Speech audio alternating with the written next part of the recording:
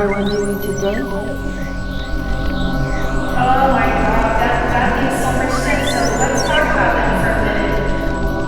We're all in this together. We meet people every single day, whether it's friends, colleagues, family.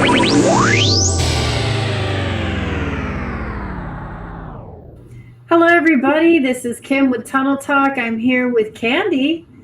She's my sister, and she's gotten her degree in psychiatry. You're a nurse practitioner for psychiatry. Mm-hmm. And you started off in nursing, and you worked your way, and you found that you liked the psychology part of it. And so now you can prescribe medicines, you can assess people and things like that. And so you are starting up your own business, and you're going to be doing some kind of you're going to be working up to an online assessment or counseling, or what is it that you're working towards? It'll be a little bit of everything. So initially, just in the initial stages of starting out the business, but as a mental health nurse practitioner, like you mentioned, we can pretty much do, everything. We can evaluate people, listen to them, discuss their signs and symptoms. We can prescribe medication, and we can do medication management. We can do, psych evals. It really just depends on, the format and the setting of which we work in. But ultimately, my goal with, my business is going to be being able to provide people online telepsych management through evaluations, medication management, counseling, and or getting them services such as being able to refer them over to therapists, because that's one of the things with mental health. You want to make it a very rounded treatment plan versus focusing on medication, because medication is not going to cure the problem. It's only for symptomology management. So what made you get involved in mental health? That's a really good question. So for me, it was extremely personal, because obviously, as you know, being my sister, you know that just about 6 years ago now, I lost my daughter to breast cancer. And that really took me on my own mental health and emotional journey. And through the things that I already knew as a nurse, the education that I had at the time, as well as just my own personal struggles with some mental health issues like depression, lack of motivation, again, stemming to depression.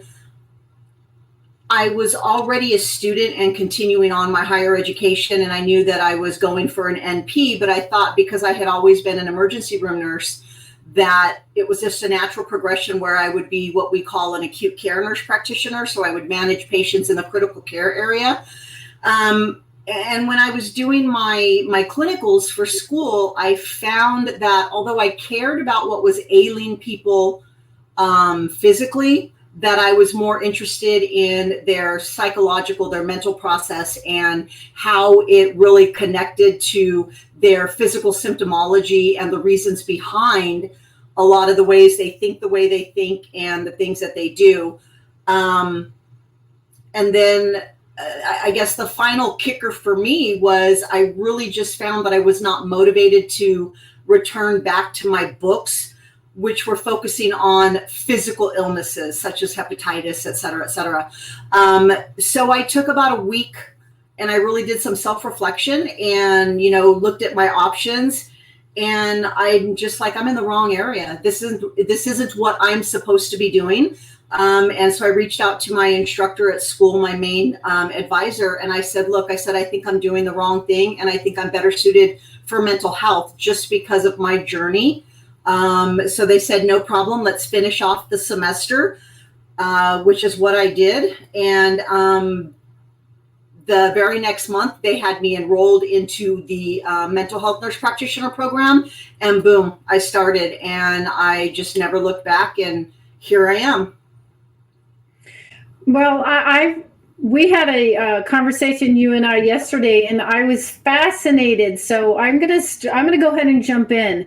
So I wanted to start with, as children, as babies, we go through certain phases.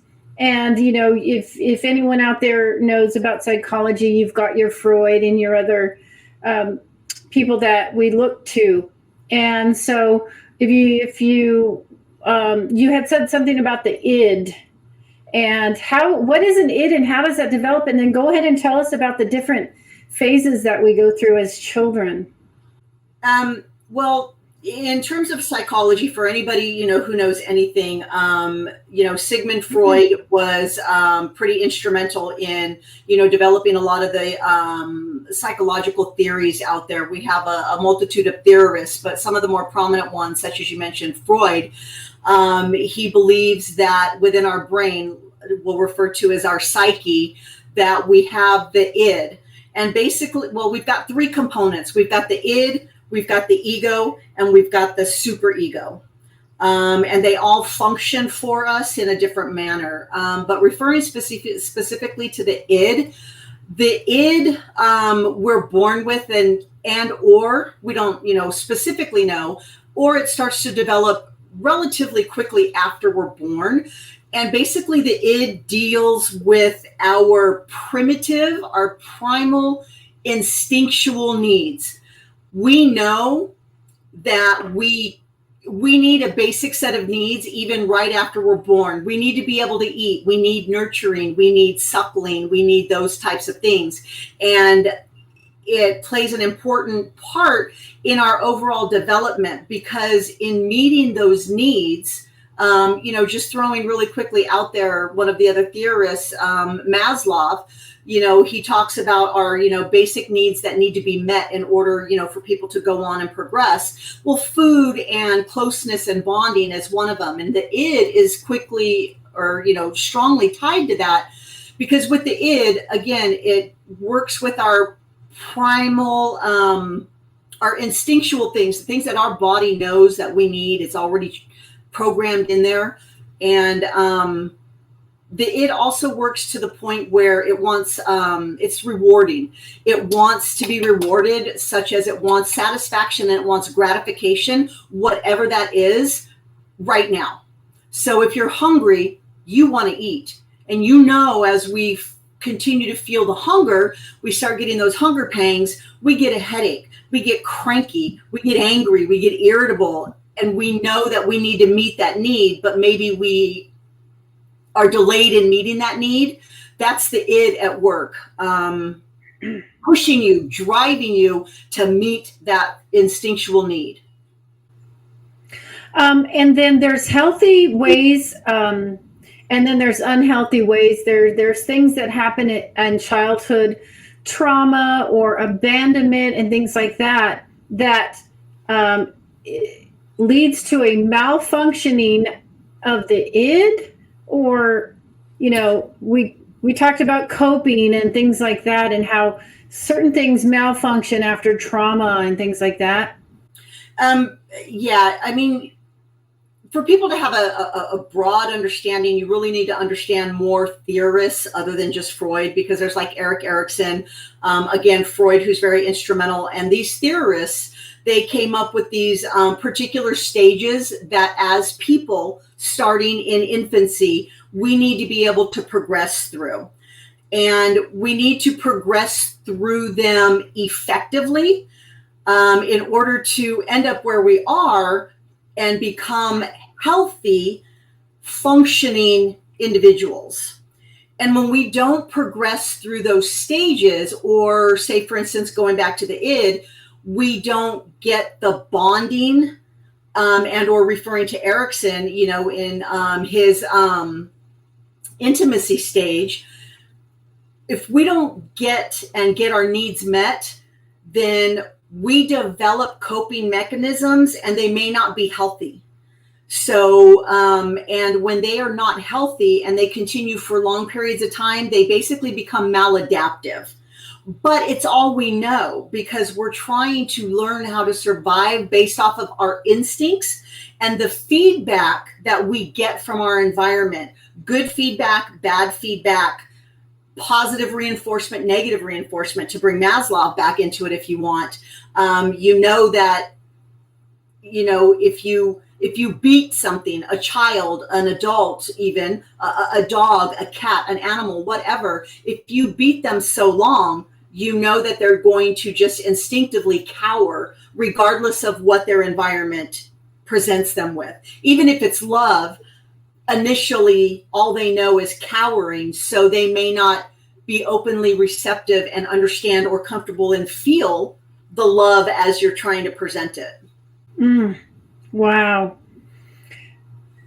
And then so moving on through the stages, is there a certain point where you should have developed through those? Is it like age 7 or something, and then you start a new series of development? Or yeah, I mean, we have different stages of progression. Even as toddlers, when we're first learning how to walk, or we're, the toddler is exploring their environment. If we're not given a certain level of autonomy and encouragement, and healthy reinforcement, good or bad, then we become, for lack of a better phrase, we become stunted or shy towards our environment, and we're less willing to venture out and build our confidence, especially if you have a parent or maybe a sibling that is overbearing and too overly protective. You have a mom that doesn't allow you to attempt to climb up on the couch by yourself for the first time for fear of you falling.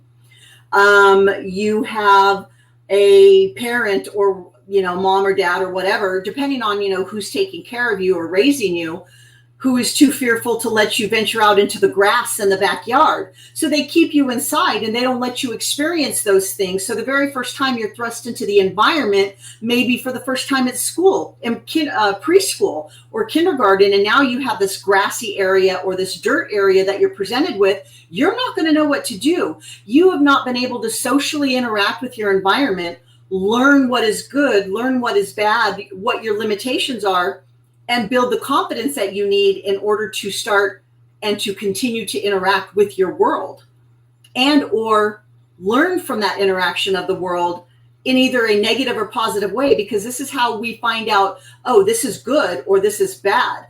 If I don't ever let you near the stove when that burner is hot and tell you, no, don't touch that, you could hurt yourself, or I don't ever let you near the stove as a child, you don't know what a stove is, and you don't know that it can be hot and hurt you. So I have to encourage your interaction with, we need to encourage interaction of the children to interact with their environment, but yet teach them properly. This is hot, don't touch. Or it's okay that you fell, get up and do it again. You'll be successful. We just need to practice. So that applies to all stages of life, and that even applies to our social interaction and our development and bonding and building of peer relationships, which is why siblings, cousins, aunts, uncles, friends are so vitally important, because we have to continue on through those stages of learning. And if we are sheltered from them, then I don't learn the socially interactive skills on how to talk to you properly, or how to not be selfish and take everything that you've been taught to share a toy. I have not been taught that. So you are encroaching on my domain because it's all I know. So that causes me, let's say I'm the child, that can cause me to not develop through the next stages properly, or the previous stage. And it will affect me in the long run because I've not learned the social skills or proper coping skills, or even how to rationalize or think concrete or formally how to interact and perceive properly my environment. Yeah. So, okay. So let's say if you get traumatized at the age of 2, and you're in the I don't know, one of those stages, can you kind of get stuck there? Like, do people get stuck in certain phases where they remain childish and immature and Absolutely. and Absolutely. I mean, take a look at, there's adults. Again, go back to, any one of the earlier stages.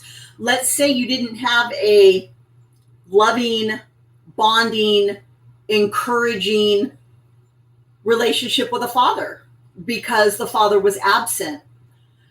So you missed out on that dynamic if you had nobody else to fill the role. You miss out on that bonding. So as a female, you miss out on that that instinctual bonding, number one, with a parent. You also miss out on the bonding with somebody from the opposite sex. And I don't mean that in a sexual manner, obviously, when it comes to a father and a daughter or a mother and a son. But it's still a very vital, because they are a role model. And through our development of relationships with them and or seeing a positive role model in a healthy marriage between a mother and a father, or, same-sex marriages, it doesn't really matter. If you don't have that modeling and that grooming, then you can be stuck in that phase and not healthily advance, so that when you become a young adult or, high school young adult, when you are confronted with struggles within that male-female, male-male, whatever relationship it is, you have not learned how to cope with them. You have not learned how to communicate or how to express, because you were never afforded that opportunity to develop those coping mechanisms, or to, process through and think about, wow, why am I feeling very, very different about this? What is it? And you don't have that, again, that role model in order to be able to converse or bounce things off and to get feedback and learn from as you grow and progress, and be able to learn how to weed out the minutia, so to speak, of what's relative to your growing and what's not relative to your growing. So then let's say that we're all grown up and we want to get married and get into these relationships and have children, but we had a missing father or a missing mother, or the mother wasn't there, or there was drug abuse, or there was alcohol, or there was something going on to where we were stunted and didn't learn things in a healthy way. We get married, we get in these relationships. And we try to recreate our childhood, don't we? We try to recreate, or we try to find people to fill those roles, but we do it unconsciously. Why do they break down? If that's what we want, and we actually want like a fatherly figure, why does it end up breaking down? It just doesn't work sometimes. Sometimes it doesn't work because even though we have obtained or attained what it is that we've been in search of, we never had it. So we don't know how to positively deal with it once we have it. We don't know how to properly be accepting of it. We don't know how to feel the feelings that it gives us. So it is unfamiliar to us. So it's scary, anything in life, what is the fear? The fear is of, fear itself. It's the fear of the unknown. It's basically unknown because we've not experienced it. We don't know that when we're in that relationship and your husband, for whatever reason, let's say he yells at you. Okay, you've been yelled at by a mom or an aunt, but maybe you've not been yelled at by a father. So you don't know how to react to that. That takes you off guard.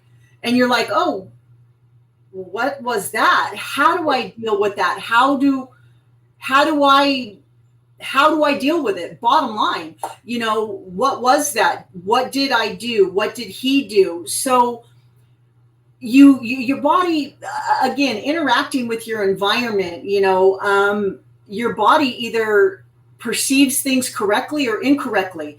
Most of the time it's going to perceive things incorrectly. One, when you've never dealt with them before, you've never had exposure to them, and or you have minimal exposure, and you've never really been able to resolve and grow and process through and continue to develop your ego and your super ego, which are very also important as well, because they have to do with rationalizing things, thinking about them realistically and in an organizational manner. If you didn't learn those concepts and develop those skills from a young age and progressing into adulthood, how are you going to deal with them? The way you dealt with them as a child. And that is going to not necessarily be effective as an adult and can at times be very, very childish, to the point of maybe throwing a temper tantrum because that's what you feel you need to do in order to get your way, because you are being presented with something that you are not familiar or comfortable with, or you just don't know how to deal with it, or you are so self-centered because you've gone to the other end of the pendulum being raised that every one of your needs was met by being catered to. So that is all you know, and that is what you learn to expect, because that's how you perceive your environment. So when somebody stands up to you and says, no, that's not how it goes, your first thought process is, yeah, that's how it's going to be. Because your id again kicks in and says, this is your instinctual need. You do what you need to do in order to get your gratification, your satisfaction, to meet your need. Numb. Wow. Or avoid your pain. And the pain is not always physical. The pain can be mental. You can have mental pain because you can't rationally process through something because you don't know how. Oh my God, that makes so much sense. So let's talk about that for a minute. How would that begin to turn into a mental health issue when you get older and something was, went awry in your childhood, and now you're trying to deal with relationships? And then how would a mental health develop? Well, obviously, our mental health, such as our physical health, it waxes and wanes, and it develops, continuously throughout life. Just because maybe you start off and you don't learn positive coping things, you don't learn how to properly interact socially with people and stuff, that doesn't mean that at some point in your life you can't learn those. Okay, that's good. So just because we didn't learn something in childhood doesn't mean that it can't be learned. It might take longer. We might have more resistance as an adult because we have free will and we want to do what we want to do. And if it's not gratifying to me immediately, then no, I'm not putting in the time and effort. But it takes work. You have to constantly, you have to self-reflect. You have to think about, why is it that I'm not getting what it is that I need? You have to stop and admit, wow, maybe it is me. Maybe there's something going on with me that I need to address and I need to fix, that I need to make healthy in order for me to be able to give back or function in a relationship. And again, that's any kind of relationship. It could be, mine and your sibling relationship. It could be a relationship with a cousin, a neighbor. It's a relationship nonetheless. But those coping skills, if I grow up in a home and I'm just yelled at 24/7, again, that is all I know. So when you're talking to me lovingly and rationally, I'm not comfortable with that. Oh, yes. You know what I'm saying? I'm like, you must want something from me because of how you're being very sneaky. It can cause people to be very paranoid. And it goes a lot deeper than that. But, just a quick example is you take schizophrenia, for example. And that's a perception. That's a portion of it is a mental illness. Part of their issue is they perceive their environment wrong. And because they perceive it wrong, it can cause them to be suspicious, hence the paranoid. Because again, maybe, they didn't grow up in a lovey, touchy, feely home. That's another example. I'll give you an example. A husband and wife relationship.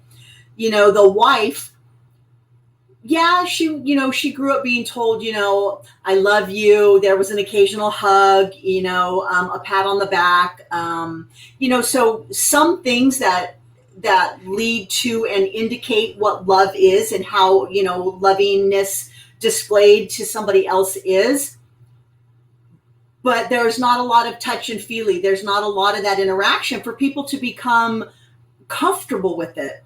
So now you're in a marriage and your husband is very loving, very affectionate, very, wants to hug you, feels the need to want to touch you and have that closeness with you often, but you didn't grow up like that. So you're not comfortable with it.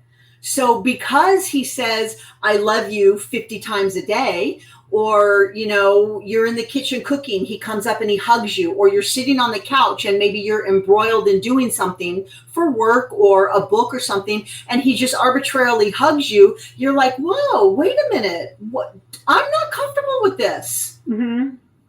But you have to recognize your uncomfortableness and you have to admit your uncomfortableness, but not everybody understands why they might be uncomfortable. So you have to kind of go back to basics and be like, why am I uncomfortable with that? Did I grow up in a home where that happened all the time? And if you didn't, and you are thinking about it and self-reflecting, you could be, well, maybe that's why, could that possibly be why I'm not comfortable with it? Does that make sense? Yeah, and then the counseling starting right away, good therapy groups and things, talking with others. I mean, that's why women get together and talk in the kitchen and men go in the garage. But at some point, if you're getting too much uncomfortableness, or you're fighting too much, or there's too much stress, we begin to self-medicate, and then that basically stops the like when we start doing drugs and alcohol, that will stop the reflection, and it will stop the need or the desire to self-reflect, right? You just go, no. It doesn't stop the desire. Well, let me retract that. It can stop the desire, but basically it stunts it. It blunts it out. Because it doesn't want to deal with it. It keeps you numb. We all know that when we are in a situation that we're uncomfortable with because we have never experienced it or we don't have a lot of exposure to it. I'm going to take snakes for an example. I am terrified of snakes. I do not even want to ride my horse during the warm months because I might be exposed to a snake out in the elements. Okay. So that I understand my rationale and I take steps to avoid that because my id, I want to gratify and I want the satisfaction and the love that I feel from horseback riding, but I'm fearful that I will come across a snake, not because my horse is going to spook or throw me, but if my horse spooks and throws me, now I'm down on the ground with the snake. Right. So I'm going to take measures to not feel that uncomfortable situation or put myself in that situation. Same thing with medicating ourselves, self-medication, so to speak, alcohol, marijuana, cocaine, or whatever. We use those measures to not feel whatever it is that we're not comfortable feeling, whether it's physical pain, whether it's heartache pain because of a loss of a job, a relationship, a child, a friendship, whatever, a pet. We turn to those because we find that through experimenting with them, which is why one of the stages in, becoming addicted, one of the stages is referred to as the experimental stage, because we experiment. And we know through the experimentation that, oh, wow, I'm starting to feel uncomfortable. I'm going to have a drink because that drink makes me not care about that uncomfortableness. And I don't have to feel what I am not comfortable with, or I don't have to deal with him sober and be uncomfortable because I can't communicate properly. I can have alcohol and get that liquid courage in me, and then I'm freelance Sally, and I can just say whatever that comes to my mind, but it may not necessarily be what I'm feeling or what I'm thinking, because I don't know, because I'm not allowing myself to work through the processes, and or I didn't get a healthy balance and progression growing up to be able to be comfortable in my own skin and do that without something. But basically, again, the id, you're trying to stunt the uncomfortable situation. You don't want the pain. You don't want the mental pain. You don't want the physical pain. You don't want to feel the emotion, because the emotion is not comfortable for you. So something that comes to my mind is internal conflict. Internal conflict. A part of you wants this interaction and this understanding, but it scares you so much that you're not ready. So you want it, you're ready. It's just like breaking up in a relationship. You know it's a bad relationship, you want out of it, but you know that you love that person and you kind of still want in it. And it's just this internal back and forth. Yes, no, yes, no, yes, no. What's that conflict stemming from, where you can't even make up your own mind? You think you make up your mind, but it's not. I mean, what is that? There's a lot of factors from it, but again, going back to the stages of development, the psychosocial stages of development as we progress. For everybody, it's going to be different. It could be fear of abandonment because you were a child that was abandoned by your parents, and you ended up in the foster care system. So you go in search of that stable, loving, caring relationship. But again, as I mentioned before, once you have it, you don't know how to cope with it. So you have that fear. But yet you want it. Oh, I'm going to try it again because I know that it's what I want. A lot of it has to do with comfortableness. I'm going to take for example, okay, I'm in my early 50s. I'm very comfortable within my relationship. If for some reason it was to dissolve for whatever reason, I don't know that I would want to get involved in a relationship again. Because I am fearful of something new.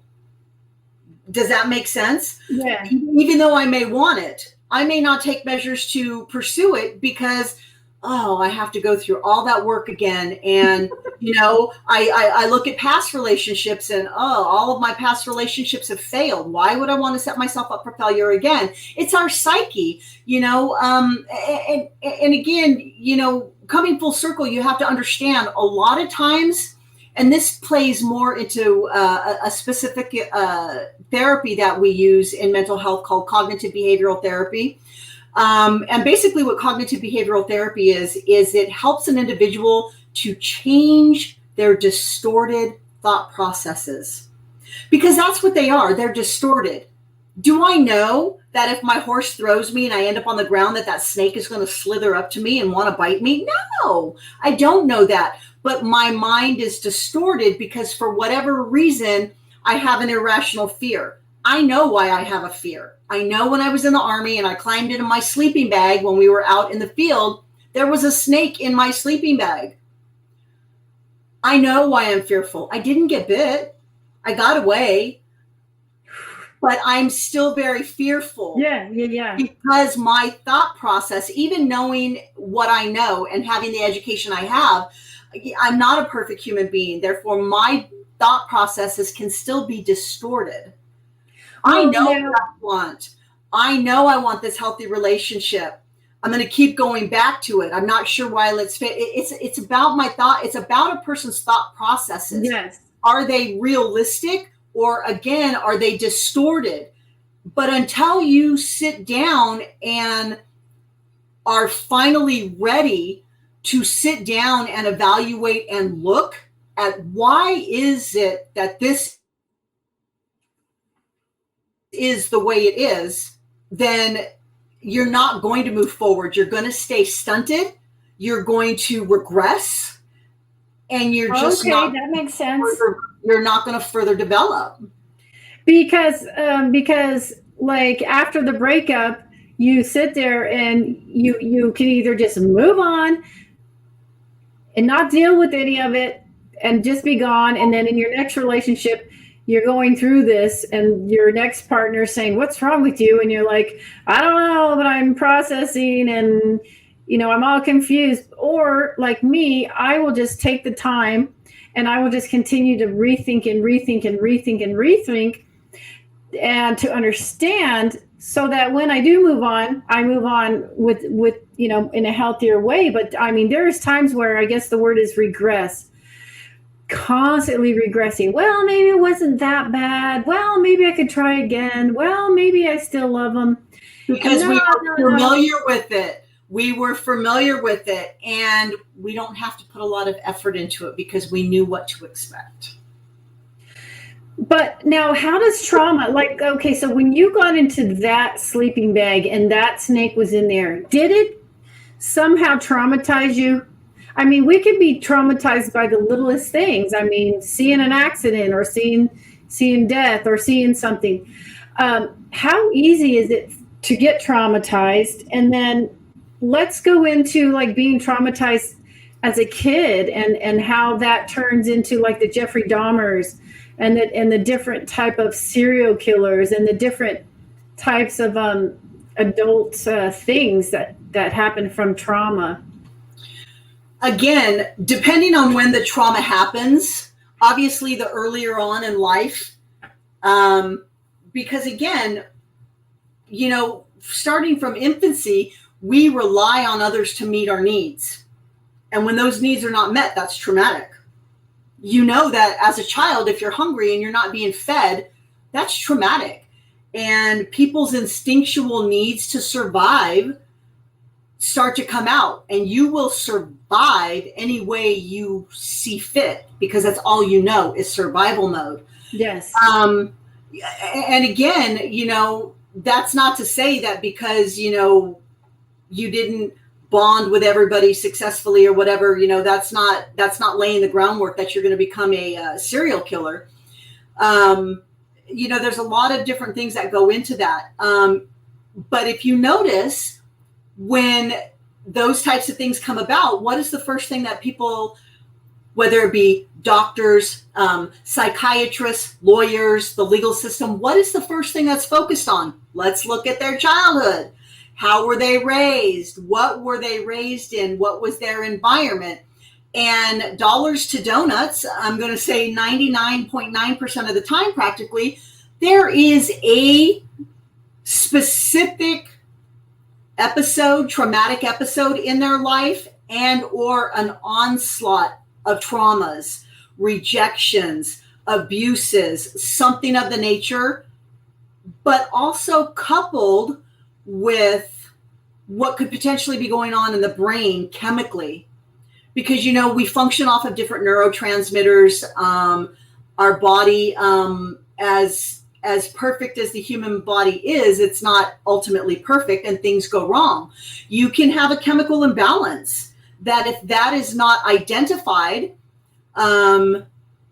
there's no way to help fix it through medication and or through different types of therapies. You don't always need medication. You can learn positive coping mechanisms and ways to deal with trauma, not necessarily just by taking medication, which is why, therapies, different therapy modalities are so important and have such beneficial things in people's lives. But again, you mentioned Jeffrey Dahmer. We know that Jeffrey Dahmer was arrested for killing people, as well as eating them, cannibalism.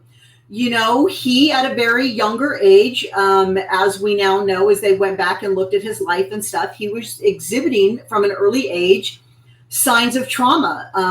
Parents had, if I remember this correctly, parents had divorced. That's traumatic. That's traumatic for a child. And father remarries. Okay, another trauma. How well did they help him cope with it so that he could cope with it as a healthy individual and develop positive coping mechanisms? What age was he when it happened? If he had already developed his thought processes to the point of, this is who I am, and who are you? I mean, that's typically how a lot of kids, if it's not done in a healthy manner, deal with divorce and the step parents, that step ugliness, so to speak, because you're fearful of them. Because what happens a lot of times with step parents, they reject their mates, their children. Oh no, I'll love them as if they were my own, but that's not necessarily true, and then you start getting these little, experiences where they're not being treated as well as they said that they were going to treat them. So again, referring back to Jeffrey Dahmer, he just had those continuous things. So he went in search of other ways to find gratification and satisfaction, not in healthy manners. He got into the thing where he was abusing and murdering and mangling animals. And that's like where it progresses. He started hanging out with individuals, that felt that they didn't belong, such as he felt he didn't belong. He didn't have those close bonds. He lost his father, so to speak, to a new wife. And then they ended up moving away. So he didn't have that opportunity to learn to continue through those younger adolescent, teenage, young adult years to learn to continue to work on that father relationship. And he turned to other things, again, to get gratification and find different ways to give him what he felt that he needed. Now, how does one correlate taking a cat and sticking a wooden stick through it and, internally, physically hurting it, ultimately causing its death? How does that gratify somebody? Only the person can answer that, but it gives them an outlet. That is anger. It gives them an outlet. Let's take it, for example, somebody who cuts. I don't know if Jeffrey Dahmer was a cutter, but there's a lot of people out there that unfortunately turn to being cutting. They're not getting a need met. They're feeling some kind of pain, an emotional pain, a void. They are feeling something that they don't know how to deal with because they've never been taught how to deal with it, how to rationalize it and work through it or seek help. But we're like pressure gauges. We need to blow off. We need to release. It could be a healthy release, such as a good cry. I love to cry, especially if I have a lot of pent up. Crying for me is just it cleanses me, and it feels. Does it make me feel better? Yeah, it makes me feel better. Did it fix the problem? No, but it clears my mind. It allows me to just release the energy and maybe come back to it and refocus about what am I missing. So going back to the cutters, that's why they start to self-mutilate. They start to cut or burn, whatever their self-mutilation tendencies are, because it's a release. It may not be a healthy release, but it's a release nonetheless. And over a period of time, if that is the only type of release that you have, because you don't have someone to talk to, you have people that lie to you or let you down, they don't withhold their, they don't give you their word and hold up on their word. You don't have family, you don't have trusted, whatever the reason is, over the long haul, that is going to be your coping mechanism because that's all you know. And now it is nothing but a maladaptive coping mechanism because you don't know any other way. Right. And we had talked also about going to groups like AA or NA. And we had talked about how sharing each other's experiences, you can get some help. Like, for instance, that person did this and it worked for them, or, just sharing and telling our story and is a big release. It's a big release, but a lot of people have suffered so much shame, and they're never ever really going to want to tell what happened, and unless they tell really super close people. That's because of society. So you're dealing with the shame and the stigmatism and the stereotyping and things like that. So a lot of people are walking time bombs, just trying to release in alcoholism or addictive behavior or porn or whatever, whatever there is, as a release. And we had talked about, like, are they looking at me? Do you think that they know, do I look like, this, or do people think I'm gay, or, That's why they turn to those substances, because it numbs the feeling and it makes them, I don't care what you think of me. I don't care if you look at me and see nothing but a grungy person. I do care, but I'm going to continue to drink or use heroin or this or that, because it makes me not care what you think. I can be within my own little world. I have my own gratification through my euphoria that I'm getting from the substance. It makes you not care. Okay, so it makes you totally numb and not care. But then when you come down off of it, you're like, uh-oh, now I just made another big mess. That's why you constantly keep going back to it, because eventually it wears off, and now you're still faced with the same problem that you were stunting. The problem is still there. And then you're making it worse. You're making it worse. You're losing friends, you're losing family, you're losing jobs, you're hitting rock bottom. And then once you hit rock bottom, like you had said, well, what makes people want to stop and get help? And you said when they reach rock bottom. So, there's some functioning alcoholics that just sip a little, just enough to cope and get through life and just cope. And then there's ones that just spiral down. So, and the groups can only do so much. So you and I had talked, well, what about your relationships? I had asked you, so when you go to AA, you get people that are similar and have similar stories, and you talk about similar things. But when you're in relationships, that doesn't always work. And the reason is because, say, like, you have one person with trauma, and you meet someone with the same exact trauma, and initially you're like, yeah, we're perfect for each other, right? So you start this relationship, and all you do is fight, and you're not getting any better. Initially, what you thought was going to help you is now worse. Can you explain why we don't always work in, with people who have similar trauma and things? Well, one of the reasons can be is when you are someone who similarly has, the same type of traumas, maybe you're at a point in your life, or something has happened and puts you at a point in your life where you want to fix it and you want to be healthy, and you start taking those steps towards that healthiness and that change. The other person is like, well, wait a minute, they're not there. They're not in that same realm most of the time that you are. Sometimes it happens and you get lucky. You both can go through it. You can progress, and you can develop this wonderful, loving, healthy relationship together and go through it.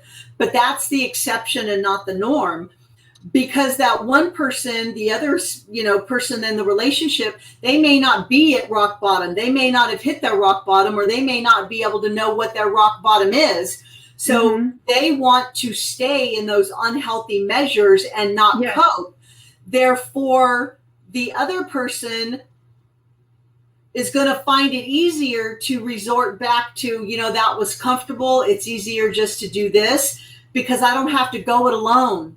I don't have to venture out into the unknown by myself. I don't have to put the work into it. I can just stay back here in this dysfunctional relationship, but yet I'm in a relationship and there's somebody there and I'm not alone, and they know what I've been through.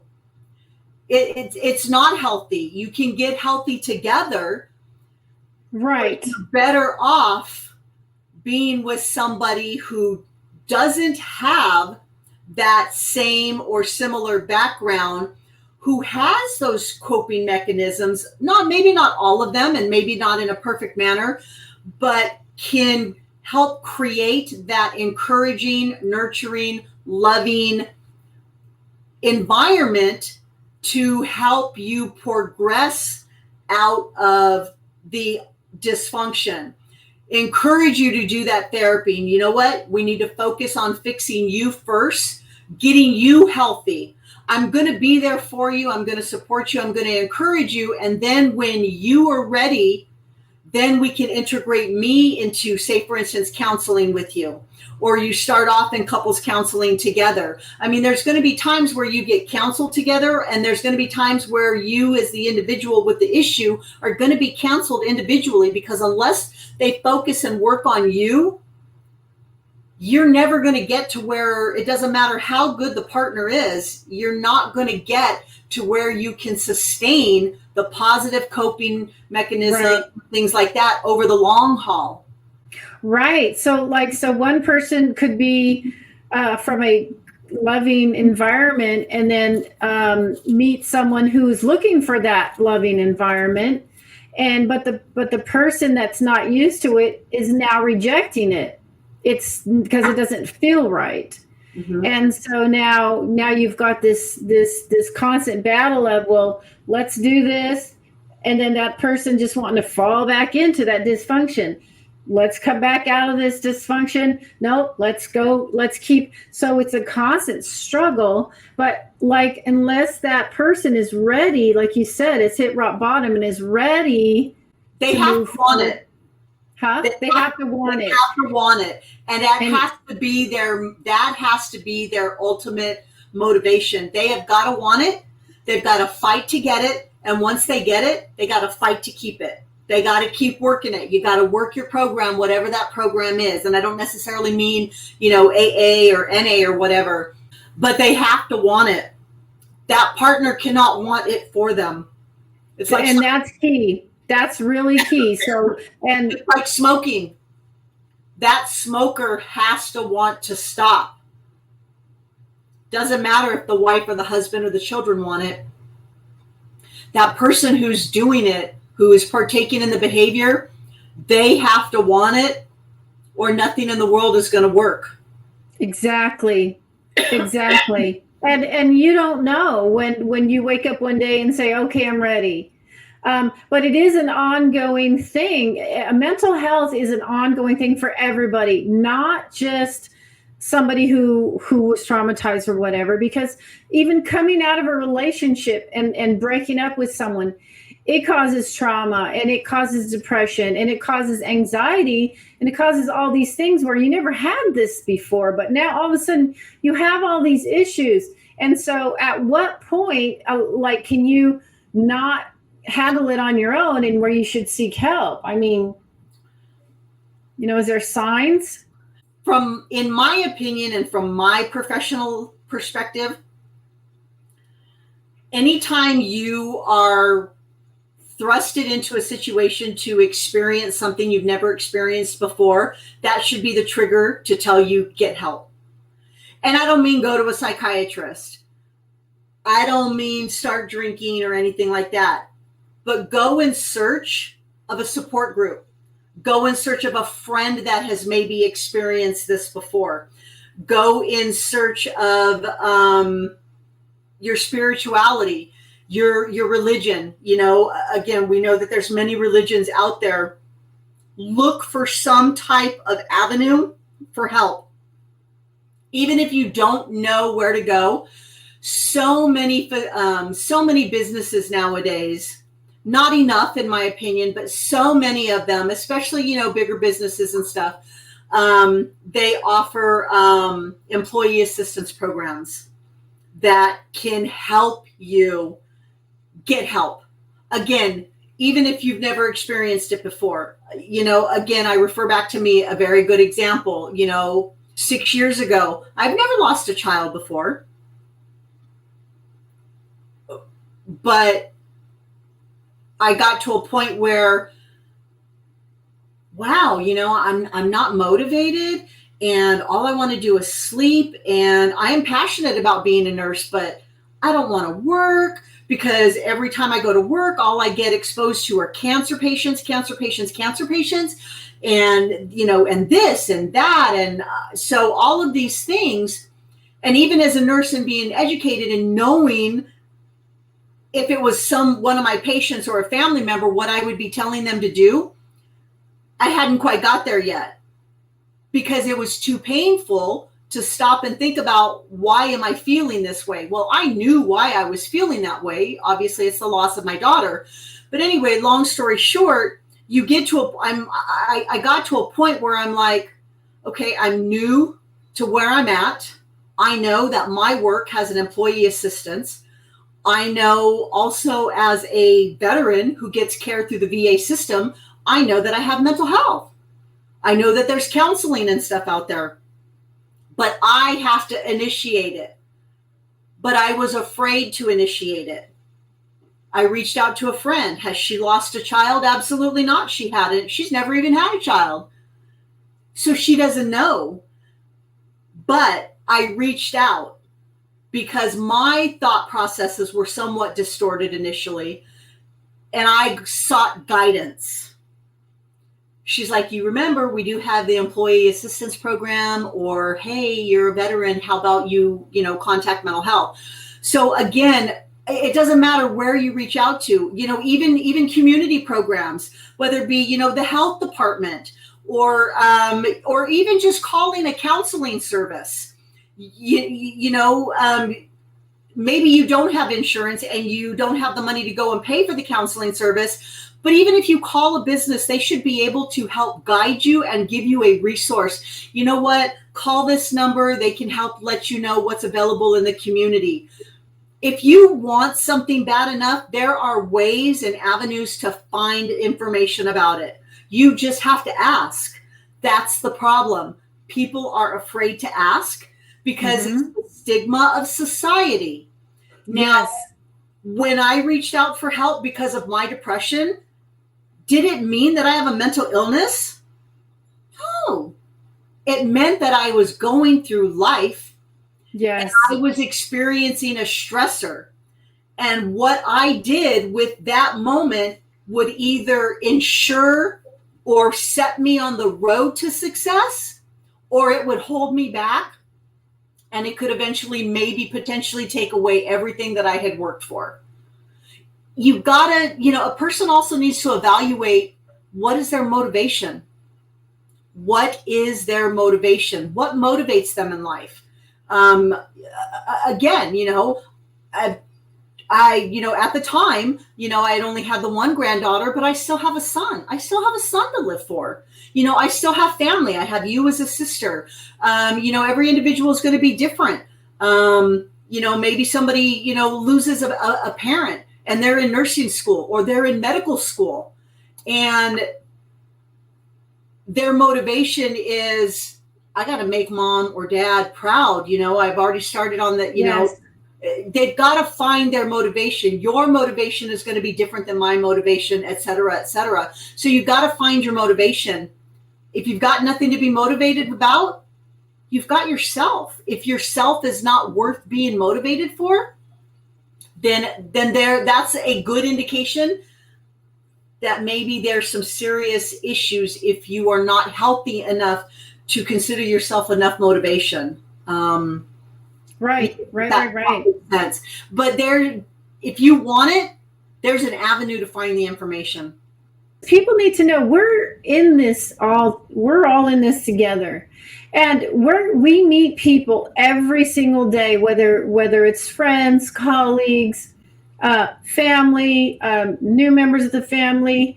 We all should be huddled together to make sure that we're all doing okay, and stop judging and stop humiliating and stop and the victims, stop blaming the victims, and because now you're creating a whole nother set of mental health issues.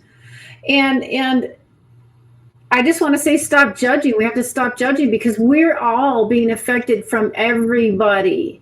And you and I talked about these support groups and things, that they only can go so far, and then we need to be able to recognize each other's when they're depressed, or, hey, they're not answering their phone and it's been 2 weeks.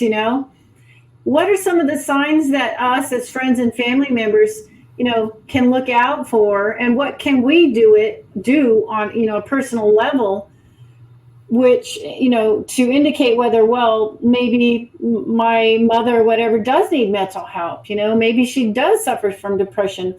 What are the signs and what can we do? You know, a big sign, would be somebody who has withdrawn from their life in general. Say, for instance, if they're a very active person, a very social person, and they start withdrawing from their life, they don't start partaking in things that they find joy in, whether it be going to the gym, whether it be meeting once a week, with their quilting group or whatever it could be. When they stop participating in life, stop participating in activities that they enjoy, that could be an indication. That every Tuesday you guys go to dinner and you notice that they don't eat what they're eating, or they don't bother to eat at all. Or maybe they only have one glass of wine, and now by the end of dinner, they're at glass number 4. It could be, drinking more alcohol. They could just be on edge. They could be very irritable. They could be, just angry. And they could have very fast pressured speech, which is not normal for them, because normally they talk, very, very cool, very calm, very, steady. It could be something as small as inflections in their voice. You haven't seen a friend for 2 weeks, and when you see them, they look like maybe they've lost at least 20 pounds. All of those kind of things can be indications of depression. Sleeping all the time, not wanting to get out of bed, not showering. Every time you've seen them for the last month, they're disheveled. They look unshowered. They don't look put together. Their clothes are stained, and that is just different than what their normal presentation is. It can be some of the most subtlest things that would be an indication of, somebody suffering from depression. Even avoidance of places. And I'll give you, again, I know I use my example of, losing, my daughter, but those are the experiences that I have and that I can draw from, that maybe somebody can relate to their own experience. Obviously, we live here in Nevada, but at the time that this happened, we lived in Arizona. And very frequently I go back to Arizona, to that particular place.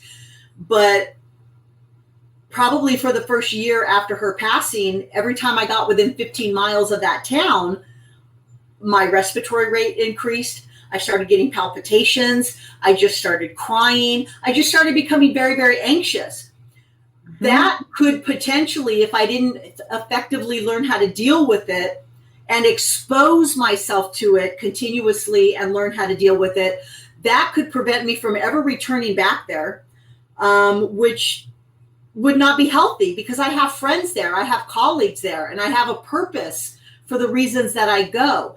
But anyway, what I was alluding to is, not only did I start experiencing those experiences, but I wouldn't drive down the main street, because I knew the main street of that town, the room in which she passed away in, faces right there at that stoplight, and one direction or another, I would have to see that. So I would either go to the next exit, or I would take a roundabout way when I came into town, so that I didn't have to look at the hospital that she passed away at. But I shouldn't have bad memories of, I didn't want that to be the only memory that I associated with that facility, because I have wonderful memories. I have wonderful nurses that continue to work there, and that's where I started my nursing career, and it was phenomenal. So avoidance of life, avoidance of places, because it's a stressor and it triggers things. That cause people, it's the triggers. You've got to be able to stop, be willing to take the time to identify what your triggers are, what's triggering you, and work to effectively cope with those triggers, so that, again, it's not maladaptive and you don't do everything you can to avoid it. Because, who knows? It could have got to the point, if I'd have done nothing about it, that I developed a social phobia, and I was just afraid to even go out in public, and I never left my home. Those things don't just automatically happen overnight. Oh, I'm never leaving my house again. To some degree, they can. I mean, COVID really kind of, set everybody on their eardrum, and did cause some of those similar types of situations out of fear. But education, if you educate people and you educate them properly, even with COVID, education, I don't mean lies, I mean education, you got to give them the tools to be able to make an informed decision. So education and resources. I really wanted to dive into the coping skills because, like when I ended my last relationship and we lived in the house, I can't go down that street or that area or that Ross or that Starbucks or that grocery store or those cross streets without starting to go, oh God, I don't want to go. I don't want to know. I don't want to be reminded. It's like we don't want to be reminded. You need to. But it's the slow, gradual, okay, I'm going to go ahead and go to that Ross. You know what? I'm going to go to that Starbucks. And you're going like this and you're looking around and it's like, you're okay, you're okay, you're okay. I mean, that stuff's real. And that's just simply a relationship breaking up and having to cope with the different things. And people don't realize that, there's some people that just, they want to just hate on you and like they don't understand that there's two sides of the story, that there was two people involved and that two people are affected. And so you can't like point your finger at this one and point and create hate and outcast and shunning and, all the crazy stuff that society does when they choose sides, and things like that. You don't understand that both people are suffering in a relationship break. And somebody even said it was like a death, the process of a breakup. And it could be a marriage. I mean, a long-term marriage or whatever. People have to be more understanding. And that's the point that I'm trying to make here is number one, helping people realize, hey, stop the shame, stop the blame, start understanding more. And number two, how do we help others cope? Like, I know that I had to take a lot of time just reflecting and pushing the world back. Like you said, some people aren't able to come out of that. Some people sink down in depression. They don't leave their house and they never recover. But eventually you have to find the motivation to push yourself and go back and say, no, I'm okay. But how do we encourage others and help others? Let me stop you right there, because that's part of the misconception. Okay. You have to, as an individual, and society has to be accepting of it. We have to, as an individual, we have to be okay with saying, I'm not okay, but that's okay. Oh, yeah. I'm going to work to get to a point where I'm okay again. And society needs to be, that person's not okay, but look at what they're doing to try and become okay. Yeah. How about I encourage that? Yeah. And help them to become okay again and not shun them because maybe they did have depression. I mean, because that's a big thing as a nurse, and I was very open and honest with my patients when opportunities presented itself, which, they present often, in just talking or even talking to friends or whatever. And they're like, well, are you okay? No, I'm not okay, but I'm going to be okay. Because I'm learning how to be okay, because we need to learn to be able to cope, and we need to be able to learn how to deal with the new normal. Everybody's normal is different, how do I begin to continue to live without a force in my life that I've had for the last 30 years? I did not have the answers. I don't have the answers, but I do know what was in place at the time that was beneficial. And the things that were in place at the time were I had a great support group of friends, medical friends and non-medical friends. A great group of friends that helped me walk that journey that she went through, that saw what life for me was and knew when to be like, you know what, you are not yourself right now. Right. What's going on? Reach out, follow up. I knew enough that when I started withdrawing, I knew what could eventually happen if I didn't find that motivation and sit and think about what do I have to live for and identify what the motivation is. Because honestly, at that point in time, I was not my own motivation. But I quickly became my own motivation because I was already in school.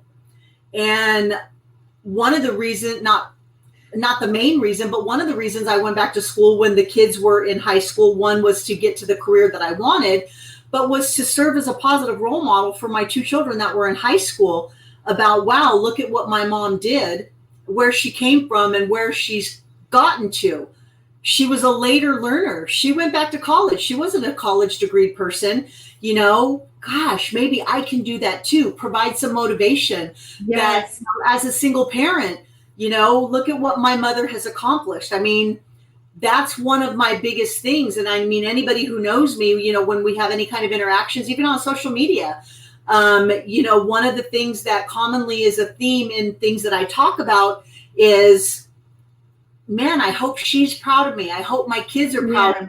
Or, you know, I really want my grandchildren, you know, to see, you know, maybe she didn't grow up healthy, et cetera, but, you know, she became the healthiest individual that she could. You know, that was the motivation. And, you know, I'll be honest with you, going through that whole process with my daughter and looking back, even 1 year later, actually even, you know, a week and a half after her passing, when we had her funeral, one of the biggest impacts that I had on me was the amount of people that showed up at her funeral services from across the state of Arizona. Yeah. And that was such a proud, shining moment for me because I was like, wow, I'm the mother of an individual who reached out and touched so many lives in so many different ways. So that gave me a different kind of motivation, unknown to me at the time. So all of these things, they didn't, you know, just come to me as an epiphany overnight. It's been a 6-year process that only now, through my continued education and understanding of the psyche to the level of understanding that I have, you know, continuing to work as a nurse and all of those experiences. And I highlight the word experience because I got a lot of positive role models. I got a lot of encouragement. And when I didn't know where to go, I knew I had people to go to that could help me find where to go. Yeah. Some of the most instrumental people were my bosses at work. You know, my one boss who called you that one day and you came and got me and we took off to Arizona. I mean, that is a big part of the problem. Other than the stigmatism, the financial disparities that people have, the societal issues, lack of insurance, lack of availability.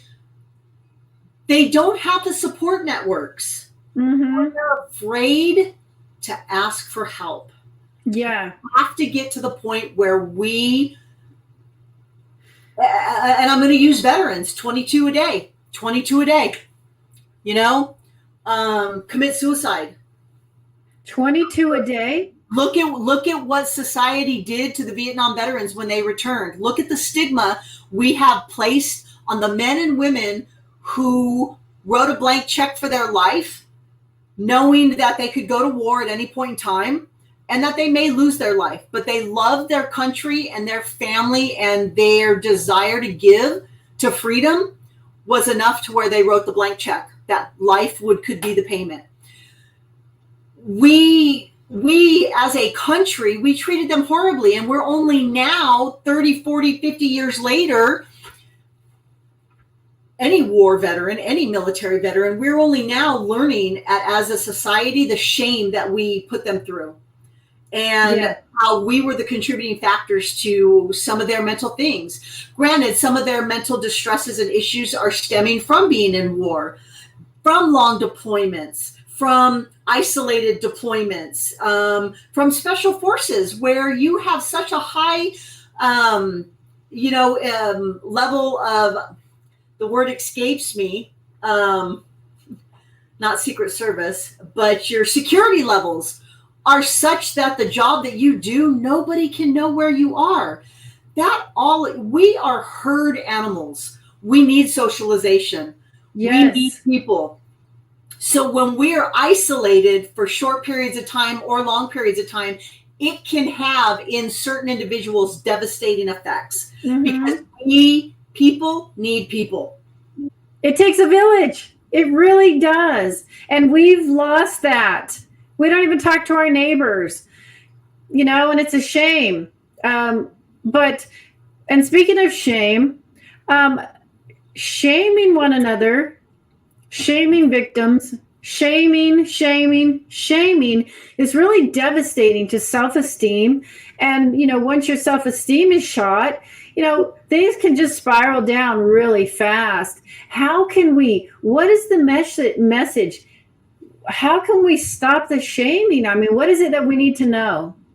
We need to recognize that we're doing it, such as an individual needs to recognize when they have a problem. We need to recognize that that's what we're doing.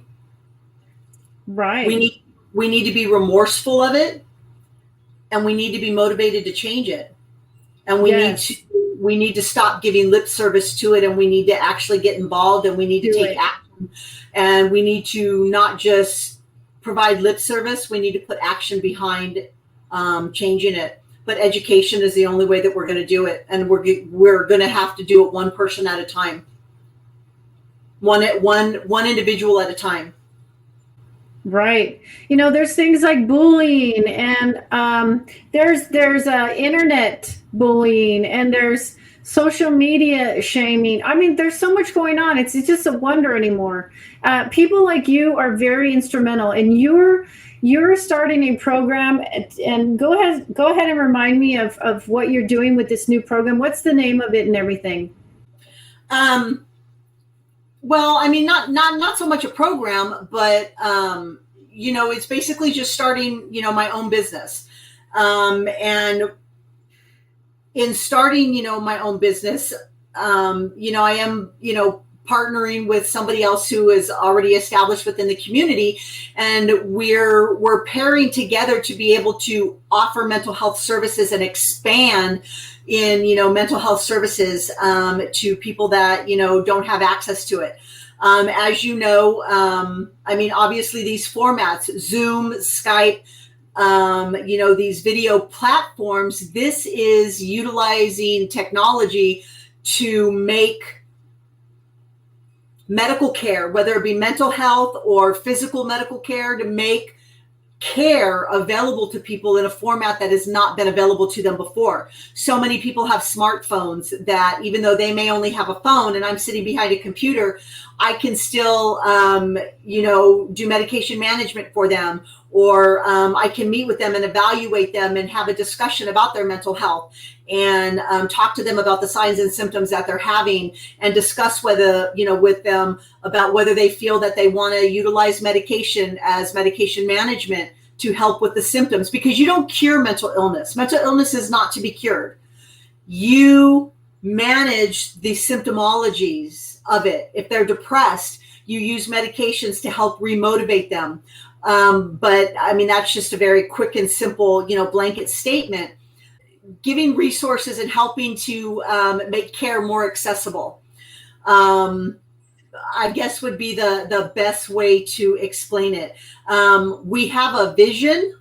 We're not sure where that vision is going to go or 100% what it looks like, but we know that together and with the other people that, we're coming together, we can expand, and we can expand in places that nobody else has bothered to expand in.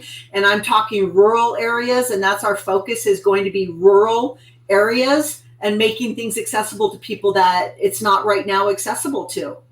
And do they have to have insurance for this? Is there any help out there for people with no insurance and no support? People that are just at their wits' end, and how do they get help? It's very difficult. Because, if they don't have insurance, then more than likely they're also financially strapped as well. That's not 100% the case, but, where there's a will, there's a way. I personally, at some point in time, I don't know how I'm going to do it yet, but I want to be able to, there's lawyers out there that work pro bono. Yeah, pro bono. I was going to say that. Everybody needs to make a living, obviously.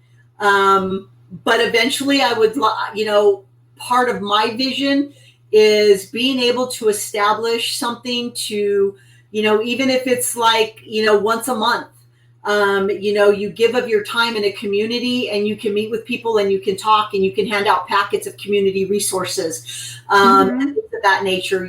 There are, small pockets, where that does happen nowadays, but it's few and far between. It's just really, getting the word out. And again, I don't know, how I would do it.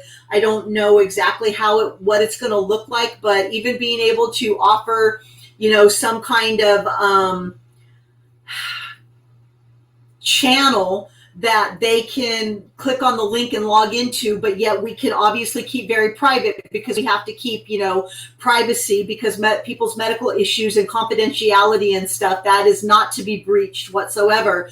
Finding a format in which we can, make it available and say, for instance, advertise it. Hey, on this day, we have mental health individuals that are going to be available. Click on this link. You can go into a private chat room and you can ask questions and you can discuss things, and maybe they can help you, direct you to the resources that, you could utilize. Again, I don't know exactly how it's going to come out. I just know that we need to start doing things and we need to start building programs. And we need to come up with something concrete, and we need to find people that are going to be willing to help support these kind of programs and back them and make them accessible. But it's going to be a lot of blood, sweat, and tears to start with initially. We're going to start small, and it's going to have to happen through word of mouth and small little things here and small little things there. So I don't know 100% what it looks like yet, but eventually we'll get there. Sounds amazing. And so just to touch base on some of the key things, we're all motivated by different things. I, for one, I'm really good at motivating people. And so therefore I can motivate myself. I can motivate myself to get up out of bed every day when I don't feel like it, or if I'm sad. I can motivate myself, but not everyone can do this. So we reach out and we need each other's support. So motivation, motivating each other, encouraging, not shaming, listening, and all these things we can do. And what am I leaving out as far as, like, say, you named the things to look for, like if, you don't hear from somebody, or if they quit doing the things they love, what are some other things we can do to help get them, started on some treatment?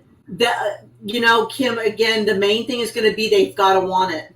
They have to want it, because we can want it for them all they want, but unless they speak up and they reach out, everything we do is not going to matter. They've got to want it. That's really important. Otherwise we're fighting. We're up against a brick wall. If they don't want the help, we can't help. Right. And in saying that, the caveat to that is, if a person wants help, they're going to reach out for the help and they're going to get the help. If they don't want the help, and that's hard for us as humans, we have to be able to say and be okay with, that's your choice. If you don't want help, that is your personal choice. Because as an adult, you have the right to make, in my opinion, a poor decision. That is your decision.